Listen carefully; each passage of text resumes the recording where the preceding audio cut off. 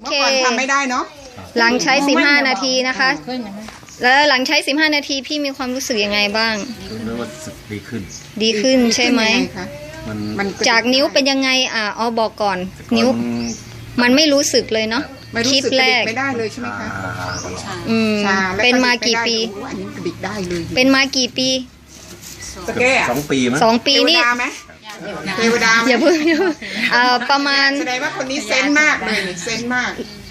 คนนี้ไม่เซนเหมือนกัน ค่ะ หลังใช้เพียง15 นาทีพี่บอกว่าจากนิ้วโป้งนะคะ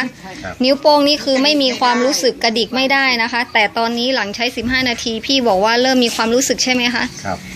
แล้วเริ่มกระดิกได้เห็นไหมโอเคเงี้ยไงฮะสุดยอดแล้วจากที่พี่บอกว่าปวดอะไรนะเมื่อกี้ปวดขาแล้วมันรู้สึกเบาขึ้นหรือยังเดินให้หนูดูหน่อย จากเดินเมื่อกี้เหมือนคนเมาเนาะ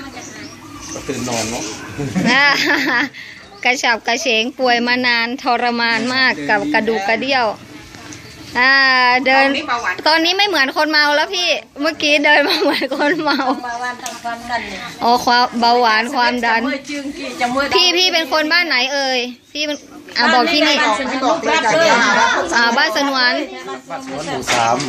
หมู่ 3จังหวัดสุรินทร์ชื่อพี่อะไรพี่มีเบอร์โทรไหมเบอร์โทรมี จำได้ไหม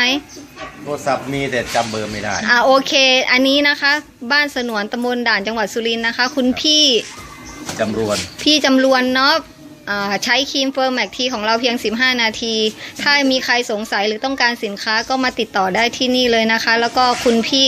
สุเพียรซึ่งเป็นตัวแทนของบ้านสนวนด้วยนะคะคนนี้ SLE แม่ทีมใหญ่ของสนวนค่ะยินดีด้วยขอให้มีสุขภาพดีกันทุกๆคนนะคะขอบคุณค่ะ